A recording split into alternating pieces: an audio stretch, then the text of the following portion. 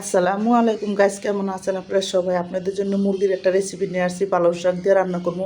প্রথম দেখুন এখানে 1 চামচ আদা রসুন বাটা, 1 চামচ গোলমরিচের পাক্কি, একটু আধা চামচের কম হবে, একটু মরিচের পাক্কি, একটু হলুদের পাক্কি ও ধনিয়ার পাক্কি, স্বাদ মতো লবণ, সব কিছু দিয়ে একটু টক দই দিয়া তারপরে কিন্তু দেখুন মাংসটার আগে মাইখা নিলাম। তো মাংসটা সুন্দর করে মাইখা ম্যারিনেট করে রেখে দিয়েছিলাম একটা জায়গায় আধা ঘন্টার মতন। তারপরে দেখুন এদিকে তেলটা গরম হয়েছে, পরে তেলের মধ্যে মাংসটি দিয়ে দিলাম।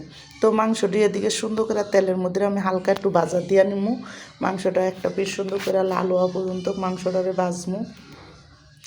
আর এই মাংসটা ভাজানোর আগে ওদিকে কিন্তু আমি ব্লেন্ডারের ভিতরে দেখুন কটা কাঁচামরিচ, তারপরে কয়টা পালং শাক আমি একসাথে ধুইয়া তারপরে কিন্তু পালং শাকটির আমি সিদ্ধ করে নিছি। তো সিদ্ধ করে ওইটারে আমি ব্লেন্ডার করে নিছি।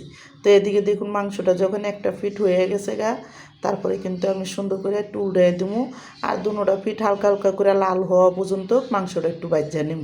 তো এখানে মাংসটা বাজ্যা তারপরে কিন্তু আমি সুন্দর করে করবো। তো দেখুন মাংসটা যখন বাজ্যা গেছে আমি একটা প্লেটে উড়াইয়া মাংসটা রেখে দিয়া তারপরে কিন্তু আমি করবো। তো পালং শাকটা কিন্তু আমি সুন্দর করে হালকা একটু পানির ভিতরে বাপ দিয়া নিছি। বাপ দিয়া তারপরে কিন্তু আমি করছি। তো দেখুন এদিকে কিন্তু পালং শাকটারে আমি সুন্দর করে ব্লেন্ডার করে নিছি। এখানে পেঁয়াজ, কাঁচামরিচ আর পালং শাক একসাথে, পালং শাকটা একটু হালকা পানির ভিতরে বাপ দিয়ে সিদ্ধ করে তারপরে ব্লেন্ডার করে নিছি। এখানে দেখুন সুন্দর করে বাটিটা ধোয়া দিয়া পালং শাকটা দিয়ে দিছি আমি। আর এখানে আদা রসুন বাটা দিয়ে দিছি 1 চামচ, স্বাদ মতন 1 চামচ কালো আর সাদা গোলমরিচের পাক্কি দিছি, 1 চামচ ধনিয়ার গুঁড়া জিরার মশলা দিছি, 1 চামচ লাল মরিচের গুঁড়া দিছি, আর এখানে ধনিয়ার গুঁড়া দিয়ে দিছি 1 চামচ।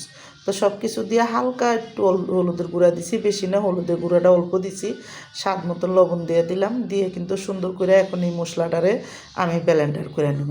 তো মশলাটা ব্লেন্ডার করে তারপরে করবো। দেখুন মশলাটা ভালো মতন আমি চুলার আঁচটা কমায় কমায় সুন্দর করে মশলাটা আমি করে নেবো। আর এখানে দেখুন টক দই দিয়ে দিলাম একসাথে। তো এই দুটাই একসাথে সুন্দর করে যখন তেল তেল উঠতে গেছে তারপরে কিন্তু আমি মুরগিটা এখানে দিয়ে দিলাম।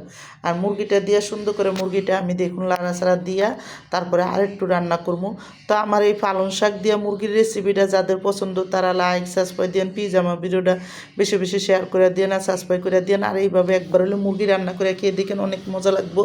তো দেখুন যখন হয়ে গেছে তখন আমি এখানে অল্প করে জিরার ফাঁকি দিয়ে দিলাম। আর এখানে আমি দেখুন একটা কাঁচামরিচ দিছি, আর অল্প করে আমি এখানে দুধের মালাই দিয়ে দিছি। মানে মালাই আর ঘরে মালাই আসছিল, মালাইটা ব্লেন্ডার করে তারপরে আমি দিয়ে দিছি। দিয়ে কিন্তু তারপরে একটা কাঁচামরিচ দিছি। এখন দেখুন সুন্দর করে যখন রান্নাটা হয়ে গেছে এখন আমি সুন্দর করে উঠাই দেবো তরকারিটা। তো দেখুন যখন উপরে সুন্দর করে তেল উঠে গেছে তখনই আমি মাংসটা নামাই দিছি।